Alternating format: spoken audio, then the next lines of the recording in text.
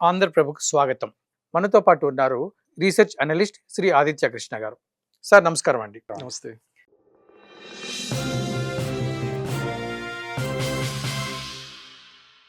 So ఇంకొకటి అట్లాగే అంటే ఇంకొక పొరుగు అంటే ఇప్పుడు చైనా తోటి మీరు అన్నారు కదా, అట్లాగే మన నేపాల్ ఈ మధ్య మళ్ళీ ఆ లిపు లేక్ వ్యవహారం గురించి అతను బాలన్ షా మాట్లాడడము.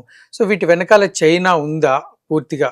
అటు నేపాల్ వైపు కానీ ఇప్పుడు మయన్మార్ కానీ ఇంకా చైనా యాక్టివ్గా వీళ్ళని కంట్రోల్ చేస్తుందా, భారత్ దూసుకెళ్తుందా? ఇది మోస్ట్ లైక్లీ ఇది యూఎస్ చేసే పని అండి. ఎందుకంటే ఇది ఈ లిప్పు లేక్ విషయం బాలెన్ షా ఫస్ట్ టైం అనలేదు. ఇంతకుముందు కేపీ శర్మ ఓలీ ఉన్నప్పుడు అన్నారు. ఆయన కమ్యూనిస్ట్, ఆయన చైనీస్ బ్యాకింగ్, ఆయన కూడా అప్పట్లో అన్నారు. ఇప్పుడు ఆయనే కాదు, ఇన్ఫాక్ట్ 1816 సుగౌలీ ట్రీటీ అనేది బ్రిటిష్ ఈస్ట్ ఇండియా కంపెనీకిను అక్కడ ఉండే ఆ షా డైనాసిటీ వాళ్ళ మధ్యలో జరిగినప్పుడు యుద్ధం జరిగింది. యుద్ధం ఆంగ్లో నేపాల్ వార్స్ అంటారు. అది అయిపోయిన తర్వాత ట్రీటీ పెట్టుకొని ఏమన్నారు, కాళీ నదికి అటుపక్క ఈస్ట్ సైడ్ అంటే నేపాల్, వెస్ట్ సైడ్ అంటే ఇది బ్రిటిష్ ఈస్ట్ ఇండియన్ కంపెనీ మాది అన్నారు.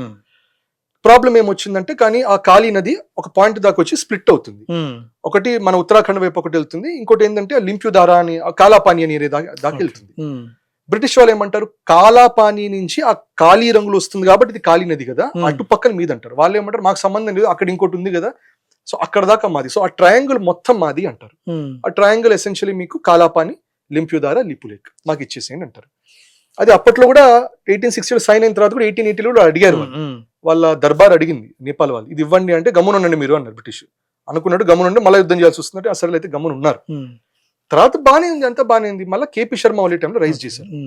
అప్పుడు చైనా ఏం అనలా, చైనా ఎస్ అనలా, నో అనలా, సరే ఓకేలే అన్నట్టు అన్నారు. రెచ్చగొట్టలేదు. ఎందుకు రెచ్చగొట్టలేదు అంటే, భారత్ కి చైనాకి మధ్యలో మెక్మాన్ లైన్ ఉంది. మెక్మాన్ లైన్ చైనా ఒప్పుకోదు. రైట్, సో వాళ్ళకి మనకి ఎనివే డిఫరెన్స్. సో అప్పుడు వాళ్ళు ఏమంటారు, ఈ విషయానికి వచ్చేసరికి అంటే వాళ్ళు ఏమంటారు, ఆ లైన్ బేసిస్ మీద ఇంకొంచెం ఆక్రమించే ప్రయత్నాలు ఉన్నారు. సో మనం అంటుంటాం మెక్మాన్ లైన్ ఉంది కదా, మెక్మాన్ లైన్ ఉంది కదా అంటే, చైనా ఏమంటుందంటే మేము అవన్నీ పట్టించుకోమని, బ్రిటిష్ టైం మాకు సంబంధం లేదంటారు. కానీ లిపు లేక్ విషయంలో మళ్ళీ ఆ బ్రిటిష్ టైం పట్టించుకోకుండా ఎట్లా ఉంటుంది? సో అందుకనే ఏ మనలేని పరిస్థితులు చైనా మౌనంగా ఉంటుంది. ఎందుకంటే ఇది బ్రిటిష్ టైంది అని అంటే మాత్రం మెక్మాన్ లైన్ కూడా బ్రిటిష్ టైంది, అది ఎదిరవ్వాల్సి వస్తుంది, ఇష్యూ అవుతుంది. చైనా ఏమంది. సో ఇప్పుడు బాలెన్ షా వచ్చినప్పుడు ఇంకా అగ్రెసివ్ గా చేస్తున్నాడు. టు ది ఎక్స్టెంట్ ఇది మాది అనడమే కాదు, ఆయన ఏమన్నారు, మీరు మానస సరోవర్ యాత్ర చేయకండి అన్నారు. ఇప్పుడు జూలై ఆగస్ట్ లో మానస సరోవర్ జరుగుతుంది, మేలో మొదలు పెట్టాడు. ఎల్లకండి అన్నాడు. ఎట్లా అంటాడు, ఎల్లకండి ఎట్లా అంటాడు, అది అనడం మొదలు పెట్టాడు. అది కాకుండా నిన్న ఏదో చాలా గొప్ప అనుకొని వెళ్ళి అనేసిన మాట ఏంటి, దట్ మీరే కాదు మేము ఆక్రమించుకున్నాం మిమ్మల్ని అన్నాడు. దానికి మ్యాసివ్ బ్యాక్లాష్ వచ్చింది. ఎందుకంటే మామూలుగా ఒక నేపాలీ స్టాండ్ పాయింట్ లో ఇన్నాళ్ళు ఎవరన్నా కూడా భారత్ ఆక్రమించుకుంది అంటారు, కానీ మేమైతే వీఆర్ గుడ్ బాయ్స్ అంటారు. ఫర్ ద ఫస్ట్ టైం అంటే మేము ఆక్రమించుకున్నాం అనేసరికి మరి నువ్వు ఏ మొహంతో అడుగుతున్నావు నువ్వు లిపు లేక్ ని? సో మొత్తం నరేటివ్ వాళ్ళకి అగేన్స్ట్ అవుతుంది. అయ్యేసరికి ఇప్పుడు అక్కడ ఉండే లోకల్ వాళ్ళందరూ ఆయనకు వ్యతిరేకంగా ఉన్నారు. జ్ఞానేంద్ర షా వాళ్ళ మొనార్క్ అతను కూడా వ్యతిరేకంగా మాట్లాడారు. ఏ జెన్జీ వల్ల ఆయన పవర్కి వెళ్ళారు, ఆ జెన్జీ నెలను ఇప్పుడు దిగిపో అని చెప్తున్నారు. అండ్ ఏ జెన్జీ వాళ్ళు కేపీ శర్మ ఓలీ వాళ్ళు పోలీస్ బ్రూటాలిటీ వాడారు అన్నారు. మళ్ళా బాలెన్ షా అదే జెన్జీ మీద మళ్ళీ పోలీసు దాడులు చేయించారు, కొట్టించాలి ఇవన్నీ మళ్ళీ చేయించారు. కొన్ని రోజుల క్రితం ఎంక్రోచ్మెంట్ డ్రైవ్ అని ఒకటి చేశారు, యాంటీ ఎంక్రోచ్మెంట్ డ్రైవ్, షాప్స్ అవన్నీ పేవ్మెంట్స్ పెట్టింది. వాళ్ళందరి మీద కూడా బాలెన్ షా పోలీస్ వెళ్ళి లాఠీ చార్జ్ చేయించాలి. వాళ్ళకు ఉండేటటువంటి ఈ సరుకులన్నా ఏమన్నా అవి కొట్టేసుకుని పోలీసులు దొంగలించుకుని వెళ్ళిపోతున్నారు. సో బాలెన్ షా మీద చాలా మటుకు ఇంకా చాలా క్రిటికల్ గా తనకి అగేన్స్ట్ అనేది అయిపోతుంది. అయితే మొన్న పార్లమెంట్ లో మాట్లాడుతూ ఈ లిపు లేక్ గురించి మాట్లాడుతూ దీంట్లో యూకే కూడా ఇన్వాల్వ్ కావాలి అని అన్నారు. అంటే ఒక ఇంటర్నేషనల్ ఇష్యూ చేయాలి, ఇంకా పెద్ద చేయాలన్నా ఆయన ఎందుకు ఆ మాట అన్నాడు? అది డెఫినెట్ గా భారత్ ని రెచ్చగొట్టడానికి. ఎందుకంటే భారత్ ఎప్పుడైనా కూడా ఏమంటుంది, దట్ మా ఇష్యూస్ మా నేబర్స్ ఇట్ ఇస్ బైలేటరల్. మాకు పాకిస్తాన్ కి మధ్యలో Kashmir is a bilateral issue, మేము చేసుకుంటాం, మీకు అనవసరం. దానికి పాకిస్తాన్ రెచ్చగొట్టడానికి ఏం చేశాడు, మొన్ననే యూరోపియన్ యూనియన్ వాళ్ళతో ఇస్లామాబాద్ లో టాక్స్ జరిగింది, నిన్ననే జరిగింది. యూరోపియన్ యూనియన్ వాళ్ళతో వెళ్ళి కశ్మీర్ గురించి వాళ్ళు మాట్లాడి జమ్మూ కాశ్మీర్ మీద ఒక జాయింట్ స్టేట్మెంట్ ఇష్యూ చేయించారు. సో భారత్ ఏం చెప్తుంది, మన ఇద్దరి మధ్యలో విషయం మన ఇద్దరం చూసుకుందామంటే వాళ్ళు కాదు వీధిలోకి తీసుకెళ్తాను పాకిస్తాన్ అంటాడు. అది మనకు నచ్చదని తెలుసు. బాలెన్ షా కూడా అదే చేస్తుంది. దట్ ఇది మన ఇద్దరి మధ్యలో బయలేటరల్, మనం మాట్లాడుకుంటామంటే ఆ బయలేటరల్ ఎట్లా అవుతుంది, అప్పట్లో బ్రిటిష్ వాళ్ళు చేసింది కాబట్టి బ్రిటిష్ వాళ్ళని పిలవండి అంటాడు. సో అట్లయితే మీరు అప్పుడు ఈస్ట్ ఇండియా కంపెనీ పిలవాలి, ఈస్ట్ ఇండియా కంపెనీ పిలువ, ఎందుకు బ్రిటిష్ గవర్నమెంట్ ఎందుకు? అండ్ అన్ఫార్చునేట్లీ ఆయనకి ఇప్పుడు ఈస్ట్ ఇండియా కంపెనీ ఓన్ చేసేది యూకేలో, ఇండియానే ఓన్ చేస్తున్నాడు అక్కడ. రైట్, సో అట్లా ఇంటర్నేషనల్స్ చేద్దామని ఇది కూడా చాలా మటుకు చెప్పాలంటే నా అభిప్రాయంలో యుఎస్ చెప్పి చేస్తున్న పని. అంటే are US based think tanks organizations చెప్తున్నాయి, ఇది పుష్ నువ్వు భారత్ కి నచ్చది మాట నువ్వు అని. సో దాని వల్లనే మీరు గమనిస్తే ఐ థింక్ బాలెన్ షాకి పాపులారిటీ పడిపోయి ఇప్పుడు పిఎం లాగా దిగిపో అని చెప్పి within 30 days of power ఆయనకుండే మినిస్టర్స్ కొంతమంది రిజైన్ చేయాల్సిన అవసరం వచ్చి ఇవన్నీ జరుగుతున్నాయి. కాబట్టి ఆయన ఉండే రాష్ట్రీయ స్వతంత్ర పార్టీ చీఫ్ రబీ లమిచాని అని అతను ఇప్పుడు ఇండియాలో ఆయన ఇప్పుడు 5 days టూర్కి వచ్చాడు. సో అంటే ఇప్పుడు ఏమన్నా అంటే మనము బాలన్ షాని దించడం కోసం మనం ఇండియా సపోర్ట్ తీసుకుంటాడా, అసలు ఏంటి ఇప్పుడు నెక్స్ట్ పొజిషన్ స్టెప్ ఏంటి, ఇండియా స్టెప్ ఏంటి, నేపాల్ స్టెప్ ఏంటి? ఇప్పుడు బేసికల్ గా బాలన్ షా క్లియర్ కట్ గా యుఎస్ వాళ్ళ సపోర్ట్ వల్ల వచ్చాడు. ఇది ఎందుకు చెప్పగలమంటే ఇంతకు ముందర కాత్మండు మేయర్ లాగా ఉన్నప్పుడు కూడా యుఎస్ అంబాసిడర్ ఈ మేయర్ అయి ఉంటే ఈయనని పిలుచుకొని ఎంబసీకి పిలుచుకొని ఇంతో పాటు మీటింగ్స్ అని చెప్పి ఇవన్నీ చెప్పి ట్రైనింగ్స్ ఏవో ఇచ్చాను ఇవన్నీ చెప్పి చేశారు. ఎందుకు ఆయనకి ఇతని మీద ఇంట్రెస్ట్ అప్పటి నుంచి. ఇంకోటి ఆయన మీరు గమనిస్తే ఆయన కూడా బాలన్ షా ర్యాపర్ లాగా వచ్చి యాంటీ గవర్నమెంట్ సాంగ్స్ పాడుకొని ప్రామినెన్స్ వచ్చారు. అదే ప్రయత్నం భారత్ లో కూడా జరిగింది. సిద్ధు మూసేవాళ్ళ అని అతను ఆయన వచ్చి కొంచెం పంజాబీలో పాటలు బాగుంటాయి అంటారు కానీ అట్ ద సేమ్ టైం కొంచెం anti government anti establishment stance లో పాడేవాళ్ళు. ఆయన కూడా ఖాళిస్తానీ ఫండింగ్ అంటారు. ఖాళిస్తానీ ఫండింగ్ కూడా మీరు చూస్తే కెనడా యుఎస్ వాళ్ళు వాళ్ళ సపోర్ట్ లో జరుగుతుంది.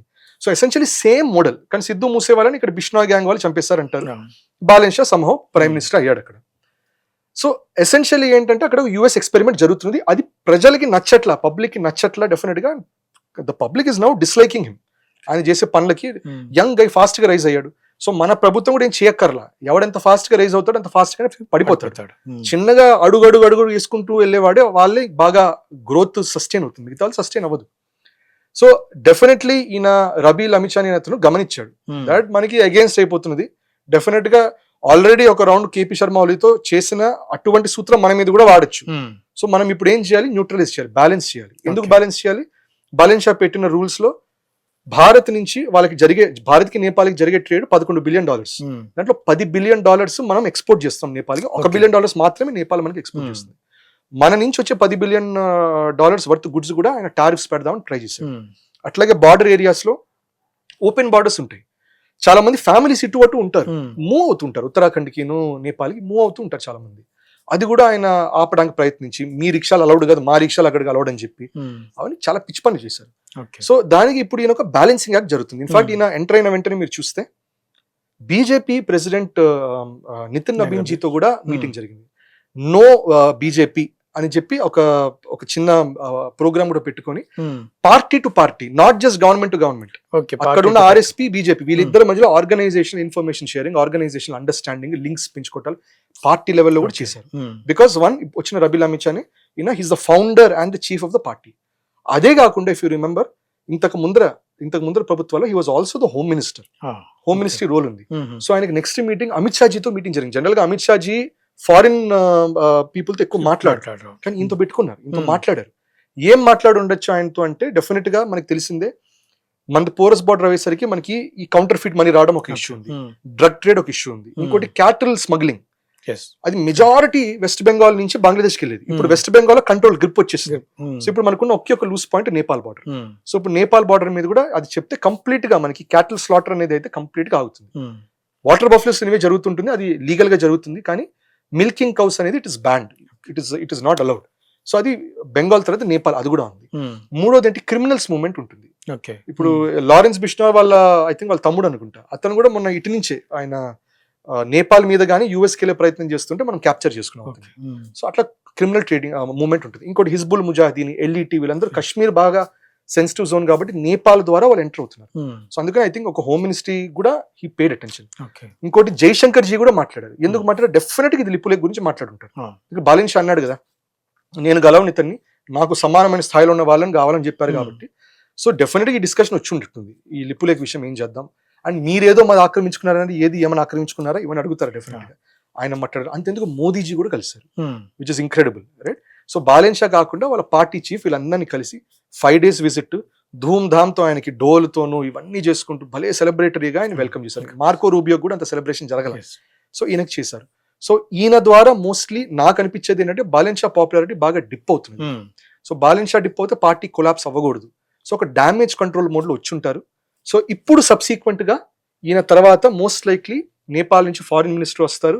బాలన్ షాని కూడా చెవి పట్టుకొని మరి ఇట్లా పట్టుకొచ్చి భారత్ లో పెట్టి మాట్లాడు నువ్వు అని చెప్పి పట్టుకొస్తారు. ఇవన్నీ నెక్స్ట్ జరగబోతున్నాయి. రిలేషన్స్ చాలా మటుకు స్టెబిలైజ్ అనేది అవుతుంది ఇక మీదట. సార్ చాలా సంతోషం, మీ విలువైన సమయాన్ని ఆంధ్రప్రదేశ్ ప్రేక్షకులు కేటాయించారు. విన్నారు కదా రీసెర్చ్ అనలిస్ట్ శ్రీ ఆదిత్య కృష్ణ గారి విశ్లేషణ మయన్మార్ అండ్ నేపాల్. సో ఈ విషయంపై మీ కామెంట్స్ కూడా తెలియజేయండి. ఆంధ్రప్రదేశ్ సబ్స్క్రైబ్ చేసుకోండి, అలాగే మీ స్నేహితులకి షేర్ చేసుకోండి. నమస్కారం.